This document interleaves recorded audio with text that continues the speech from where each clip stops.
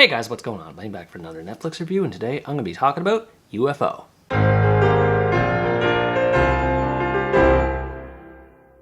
UFO is a Turkish romantic drama that tells the story of two characters who come from different walks of life. The first being a young woman named Denise who lives with her wealthy but unhappily married parents, and the second being a young man named Esse with a passion for motorcycle racing in spite of his life of poverty. The two meet at a party and build a relationship, while personal events in the two characters' lives begin to conflict with each other, in which Denise must come to terms with what she wants in her life, while Esse must race against time to pay off the debts of his motorcycle shop. I was ready to hate on this movie following what I found to be a rather sloppy introduction, but I found myself surprised by how much I came to enjoy it the longer it played. While I still think it's an ordinary story, it does work to a certain degree, thanks in part to the lead characters. I'm not sure who could be considered the main character of the story, so I'll start with the one who's introduced first. Denise proved to be likable enough of a character, as she has to contend with possibly moving to Istanbul when she doesn't want to, while also dealing with her lack of confidence in her abilities as a musician. She has goals outside of the relationship, even stating out loud what her wishes and dreams are, which is great because it gives more reason for the audience to care about her beyond just being one half of the romance, and it allows for her character to develop outside of it and experiment with her love for music. Some other elements surrounding her character could have been done better though. It's never fully explained why her parents are so antagonistic toward each other, and they often stir up artificial conflict with Denise over things like grades and dating, often to a point that they contradict themselves in the same scene. It just makes things more overbearing than they need to be. The other main character, Esse, is another one I liked as well, but is also missing a few pieces. His rough exterior masks a kind and gentle soul that makes him stand out from all the others in his crew, and it feels natural in how he cares for them, which endeared me more to his character. His obsession with racing is made evident right from the beginning. His shop risks closing down if he's unable to pay the bank, so he's forced to participate in dangerous races and perform stunts at the same time.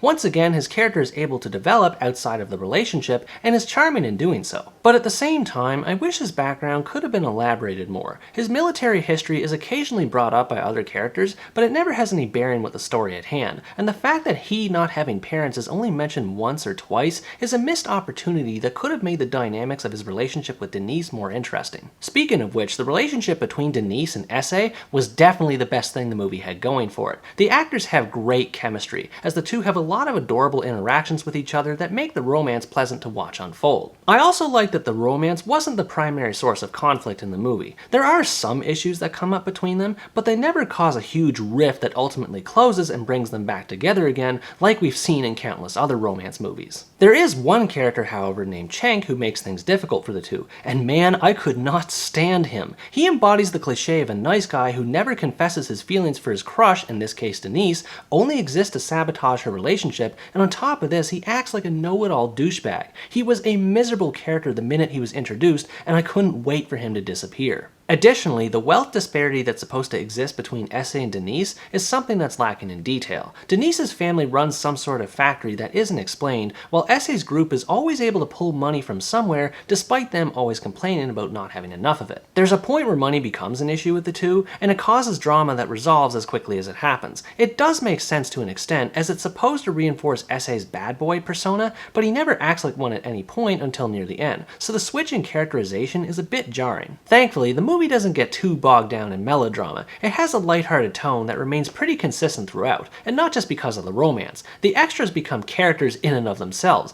always laughing, dancing to music, and eating good food. It creates a lively atmosphere for the story, and honestly, it makes me want to travel to Turkey. The main focus of the story is placed on the bike races that Esse participates in so that he can get enough prize money to save his shop. Although there's only a few of them in the movie, they were still entertaining enough to hold my attention, and they all feature impressive stunt choreography that amplifies the tension of each race. The movie also mixes it up with some chase scenes that show Esse and his crew on the run from the law, which further adds to the fun. Both the chases and races feature some creative editing as well, which helps maintain suspense as characters do their best to stay ahead of the competition. This being said, some of the characters make really dumb decisions that make it hard for me to root for them, like Denise's friend basically driving drunk, or almost every race contestant at one point in the movie racing without a helmet and getting surprised when there's a nasty accident. The accident isn't that character's fault, but it still annoyed me with how much drama it caused. That was another thing about the movie that bothered me, just how overly dramatic and complicated the plot around racing turned out to be. Characters constantly talk about random bike parts and terminology that are lost on me,